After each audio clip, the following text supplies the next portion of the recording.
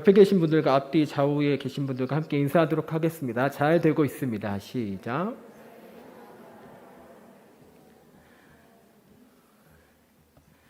네, 각자가 소원하는 어떤 기도의 제목들도 있으실 거고 또 각자가 이루기를 원하는 일들을 위해서 또 바라는 일들을 위해서 나아가고 계실 텐데 하나님께서 우리와 함께 하셔서 그 모든 일들이 잘 되고 있음을 우리가 믿음으로 고백하며 살아갈 수 있었으면 좋겠습니다.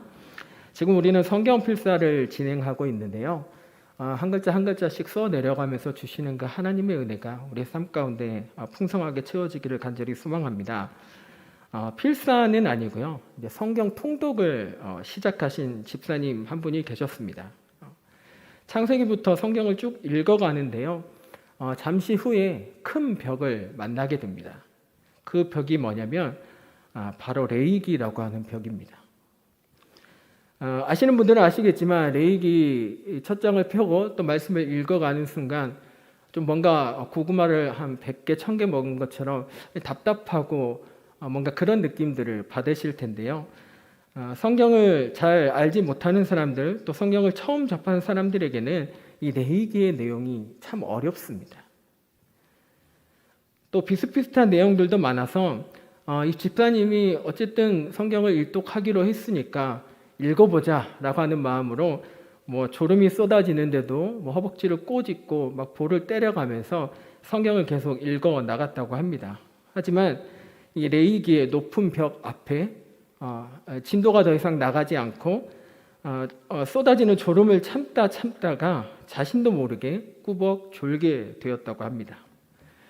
그때 마침 창가에서 바람이 불어오면서 성경 몇십 페이지가 그냥 넘어가 버리고 말았습니다.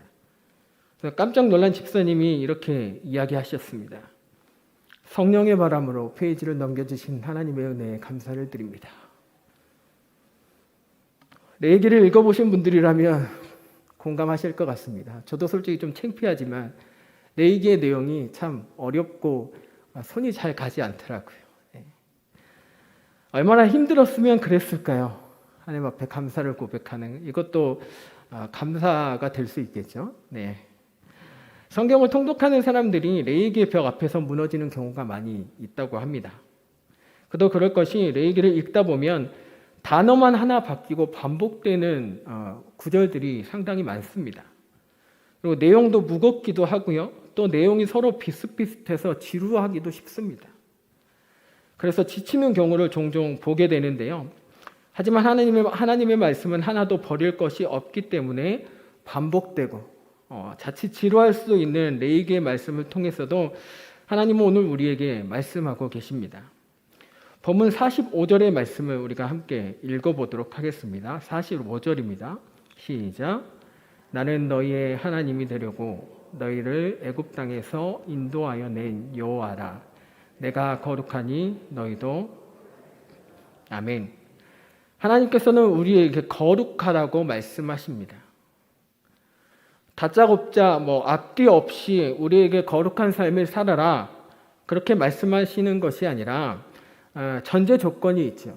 내가 거룩하니 너희도 거룩하라 라고 하는 것입니다. 거룩하신 하나님, 그분을 믿는 하나님의 자녀된 우리의 삶 또한 거룩한 옷을 입고 살아갈 것을 우리에게 말씀하고 계시는 것입니다. 하나님께서는 우리가 거룩한 삶을 살아야 하는 이유에 대해서 또 말씀하고 계시는데요. 레위기 1장 말씀을 시작하면서 하나님께서는 이스라엘 백성들에게 5대 제사에 대해서 말씀을 하십니다. 번제를 드릴 때는 이런 제물을 가져와야 된다. 번제물이 소일 때는 이렇게 해야 되고 양이나 염소일 때는 또 이렇게 해야 되고 또 번제물이 새일 때는 또 이렇게 해야 된다.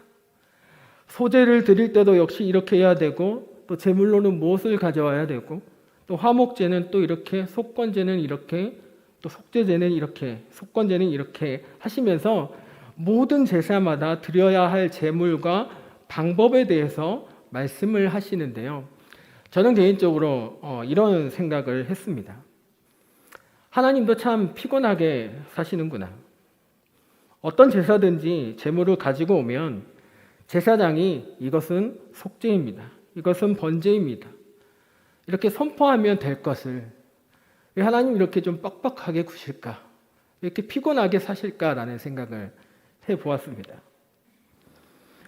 우리가 다 읽지는 않았지만 오늘 우리가 읽었던 레위기 11장 말씀을 처음부터 살펴보면요. 이스라엘 백성들이 먹어도 되는 것과 먹어서는 안 되는 것들에 대해서도 말씀하고 계십니다. 어떤 사람은 이렇게 이야기합니다. 그냥 뭐든 먹고 탈만 안 나면 되는 거 아닌가. 고개를 끄덕이시는 분들도 계시는데요. 그렇게 생각할 수도 있습니다. 네. 그런데 하나님께서 어쩌면 까탈스럽게 느낄 정도로 이렇게까지 하시는 이유가 있습니다. 그것은 무엇인가 하면 바로 이스라엘 백성들의 거룩함을 위해서라고 하는 것이죠. 어떤 제사를 드려야 하는지 또 어떤 제물을 준비해야 하는지를 통해서 그 제물을 준비하는, 그래서 하나님 앞에 드리는 그 사람의 정체성을 다시 한번 확인시키고자 하시는 것입니다. 즉 하나님의 백성이 아니라면 굳이 하지 않아도 될 일인데 시간을 들이고 또 물질을 들이면서 준비하는 그 과정을 통해서 나는 하나님의 백성이다. 내가 이렇게 하는 이유는 하나님의 백성이기 때문이다 라고 하는 것을 스스로가 깨닫기를 원하신 것이죠. 이렇게까지 하는 이유는 너희가 하나님의 백성이니 나 하나님 여호와가 거룩하듯이 너희도 거룩한 삶을 살아야 할 것을 말씀하고 계시는 것입니다. 다시 말해서 이스라엘 백성들에게 또 저와 여러분에게 세상과는 구별된 거룩한 삶을 살라고 오늘 우리에게 말씀하고 계시는 것이죠. 특별히 레위기 13장 후반부의 말씀을 보면요. 의복에 생긴 곰팡이를 처리하는 방법에 대해서 말씀을 하십니다. 옷에 곰팡이가 생겼다면 그 옷이 비싼 옷이든 비싸지 않은 옷이든 불로 태워버리라고 말씀하십니다. 자, 우리 여성분들 명품을 옷이든 백이든 하나씩은 가지고 계실 겁니다. 또 제가 여성분들만 이야기하면 그러니까 우리 남성분들 하나씩은 다 가지고 있는 그 등산복 바지. 밖에 나가서 제가 밥 먹으러 나가면 남자분들은 한 열에 여덟은 다 그 옷을 입고 계시더라고요. 등산복 바지를 입고 계시던데 저는 잘 몰랐습니다. 그냥 아무데나 가면 살 수 있는 줄 알았는데 이 등산복 바지도 되게 비싼 건 비싸더라고요. 네, 이런 경우가 이런 옷들을 다 하나씩 명품들을 가지고 계실 텐데 이 명품 옷에 또는 비싼 등산복에 곰팡이가 생겼습니다. 하나님께서는 그것이 비싸든 비싸지 않든 곰팡이가 생긴 즉시 태워버리라고 말씀하시는데 그렇게 하실 수 있습니까? 네, 아멘 하셨습니다. 명품이 없으신가 봐요. 이렇게 말하니까 어떤 분은 그러시더라고요. 목사님, 비싼 거는 곰팡이 안 생겨요 하면서 잘 빠져나가시는데 오늘 성경 말씀을 보니까요. 옷에 생긴 곰팡이가 전염성이 있든 없든 그 곰팡이가 퍼지지 않는 곰팡이라 할지라도 그 곰팡이가 생긴 부분만큼은 도려내야 할 것을 우리에게 말씀하고 계십니다. 이것은 단순히 이스라엘 백성이 어떤 위생이나 건강의 문제를 넘어서서 그러니까 곰팡이를 죄악으로 생각하면 곰팡이가 생긴 곳을 도려내는 것은 우리의 삶 가운데 있는 죄악된 부분을 즉시 도려내라고 하시는 말씀과도 같은 것입니다. 그래서 우리의 삶 가운데 있는 죄악된 모습이 있다면 즉시 그것을 도려내어서 거룩한 삶을 살아갈 것을 우리에게 말씀하고 계시는 것입니다. 우리가 매주마다 예배를 통해서 하나님께 참회의 기도를 드리는 시간이 있습니다. 이 시간이 왜 있을까요? 하나님 앞에 참회의 기도를 드리는 시간이 왜 있다고 생각하십니까? 나의 삶 가운데 죄가 있다면 그것을 놓고 하나님께 용서를 구하며 회개해야 합니다. 그렇지 않으면 그것은 전염성이 강한 곰팡이가 퍼지고 또 퍼져서 점점 크기가 커지는 것처럼 나의 삶이 작은 죄로부터 시작하여 금세 내 몸이 죄로 물들어가기 때문에 내 안에 있는 죄악된 모습이 있다면 그 즉시 하나님 앞에 회개해야 되는 것입니다. 그렇기 때문에 하나님께서는 오늘 우리에게 그렇게 말씀하시는 것입니다. 네가 가지고 있던 옷이 비싸든 비싸지 않든 옷에 곰팡이가 생기면 즉시 불로 태워버리라. 그것이 전염성을 가지고 있지 않더라도 그 곰팡이가 생긴 부분은 도려내라고 말씀하시는 것입니다. 그렇게 우리의 삶 가운데 죄악된 모습이 있다면 즉시 회개하여 거룩한 삶을 유지하며 살아가는 우리 금옥교회 성도님들이 되시기를 간절히 소망합니다. 코로나가 지금처럼 확산되지 않은 초창기에 있었던 일입니다. 한 2년 정도 된 일인데요. 미국에서 이제 막 귀국한 유학생이 그때 당시에는 2주간의 격리 조치, 자가격리를 해야 됐습니다. 근데 이 2주간의 자가격리를 하지 않은 채 어머니와 함께 제주도로 여행을 가게 됩니다. 제주도에 가자마자 오한과 또 근육통을 느꼈던 딸은 숙소 인근에 있는 병원을 찾았지만 코로나 의심 증상이 있음에도 불구하고 4박 5일간 제주도를 활보하며 다녔다고 합니다. 결국 딸과 엄마는 모두 확진이 되었으며 그동안 돌아다니며 접촉했던 사람들 모두가 다 격리 조치되었습니다.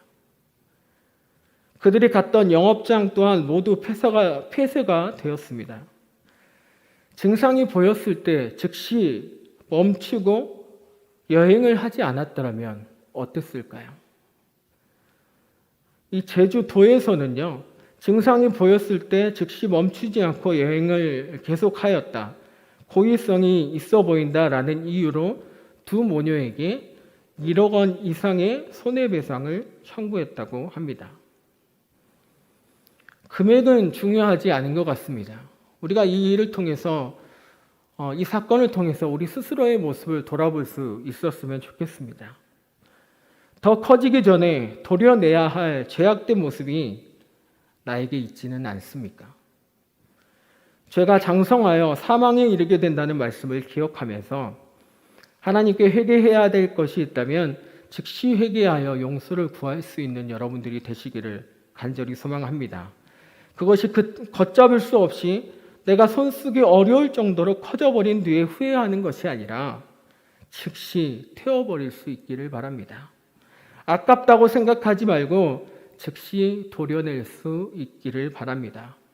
그래서 내가 거룩하기에 너희도 거룩하게 살라고 하신 하나님의 말씀 따라 죄악을 멀리하고 거룩한 삶을 유지하며 살아가는 우리 금옥교회 성도님들이 되시기를 간절히 바랍니다. 하나님께서 우리에게 거룩한 삶을 살 것을 말씀하시면서 구별이라는 단어를 사용하십니다. 구별. 그래서 우리는 세상 사람들과 구별된 삶을 살아야 함과 동시에 믿는 사람들 중에서도 구별된 삶을 살아야 합니다. 계속해서 코로나 이야기를 해서 죄송한데요. 제가 어제 충격적인 소식을 들어서 한 가지만 더 나누려고 합니다. 우리는 모두가 다 같은 땅 아래에서 살고 있습니다. 같은 땅, 대한민국이라고 하는 땅 아래에서 살고 있죠. 그래서 우리 양옆에 또는 앞뒤에 계시는 모든 분들이 아마 대한민국 국민일 겁니다. 똑같은 대한민국 땅 안에 살고 있지만 똑같은 땅 안에서 살아가고 있는 우리의 각자의 생각과 행동은 같지 않습니다. 어떤 누군가는 코로나가 하루빨리 종식되기를 간절히 바라는 마음으로 개인 방역과 또 개인 위생을 철저히 하고 또 사람들이 많은 곳에는 되도록 가지 않으며 병이 퍼지지 않기를 위해서 노력하는 사람이 있지만 제가 어제 기사를 읽었더니 수많은 20대 청년들이 서울의 한 번화가 술집 앞에서 다닥다닥 붙어있는 채로 길게 줄을 늘어서서 그 술집으로의 입장을 기다리고 있었습니다. 한 기자가 다가가서 물어봤다고 해요. 왜 이렇게까지 가까이 붙어서 줄을 서 있는 것이냐? 더구나 이것은 마스크 벗고 술을 마시는 영업장이 아니냐라고 물었더니 어차피 걸릴 사람들은 다 걸렸는데 무슨 상관이냐? 내 알 바가 아니다.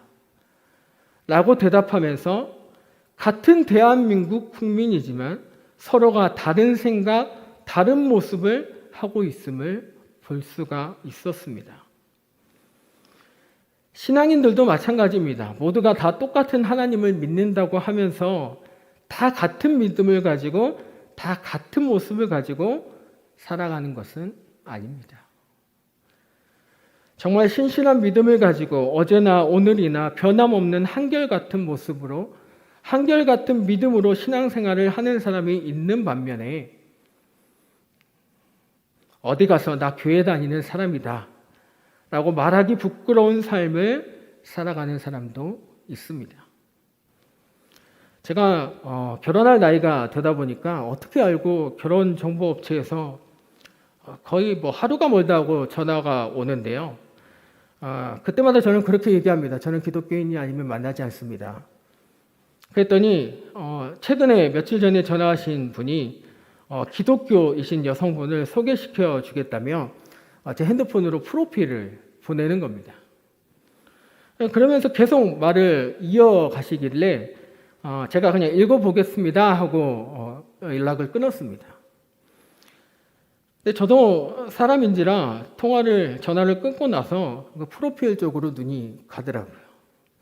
그래서 보내준 프로필을 읽어봤는데 좀 충격적이었습니다. 뭐라고 적혀 있었냐면 남자분이 종교 생활을 너무 열심히 하지 않았으면 좋겠습니다. 순간 고민을 했습니다. 결혼을 위해서 열심을 포기해야 되나? 계속 열심을 가지고 혼자서 살아야 되나? 더욱 충격적인 것은요. 교회에 다니는 청년들 중에서 이런 생각을 가진 사람들이 많다는 겁니다. 교회는 다니되 종교는 가지고 있으면서 열심히만 하지 말았으면 좋겠다. 이러한 모습이 젊은 신앙인들 사이에서 보여지는 오늘날의 현실입니다. 나는 안 그럴 것 같으시죠? 여기 앉아 계신 분들은 그리고 온라인으로 예배를 드리시는 분들은 예배를 사모하는 마음이 있는 믿음이 좋으신 분들이라서 그렇지 않을 수 있겠지만 죄송한데요. 우리에게 있는 믿음이 작고 연약해서 힘들고 어려운 일을 만나면 하나님을 먼저 붙드는 것이 아니라 세상을 의지하게 되고 사람들에게 더욱 귀를 기울이는 것이 우리의 모습입니다. 구별된 믿음을 가지고 그럴수록 더욱더 하나님을 붙잡아야 하지만 실상 우리의 모습은 하나님이 아닌 다른 것을 더 먼저 붙잡게 된다라는 것이죠. 예수님께서는 로마 군인들에게 잡히시기 전에 제자들을 모아놓고 이렇게 말씀하셨습니다. 요한복음 16장 32절 말씀인데요. 우리말 성경에는 이렇게 기록하고 있습니다. 보라, 너희가 흩어져 각자 집으로 돌아갈 때가 오고 있고 또 이미 왔다. 너희는 나를 버려두고 모두 떠나갈 것이다. 다른 사람도 아니고 예수님의 말씀과 가르침을 가장 가까이에서 들었던 예수님의 제자들에게 하시는 말씀입니다. 너희가 모두 나를 버려두고 떠나갈 것이다. 예수님께서는 자신의 죽음 앞에서 제자들이 좌절하고 또 무너지는 것을 미리 아셨습니다. 어쩌면 우리가 어려운 일을 당할 때 또는 힘든 일을 겪거나 아픔 가운데 있을 때 하나님을 먼저 찾지 않고 하나님이 아닌 세상의 것을 찾아 떠나는 것이 이해가 되는 부분이기도 합니다. 예수님의 제자들도 예수님의 죽음 앞에서 다 버리고 도망치듯이 떠나갔던 것처럼 말이죠. 하지만 우리는 이것을 너무나도 당연하게 여겨서는 안 됩니다. 어렵고 힘든 일을 당할 때 하나님을 떠나는 것이 당연시 되어서는 안 된다는 것이죠. 요한복음 16장 33절에 이어서 이렇게 말씀하고 있는데요. 함께 읽어보겠습니다. 시작.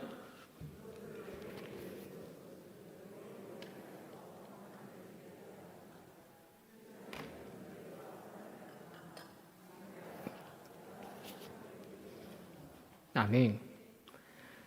나는 너희가 믿음을 가지고 이 세상을 살아갈 때 환난을 당하고 어려움 가운데 빠질 것을 알고 있다.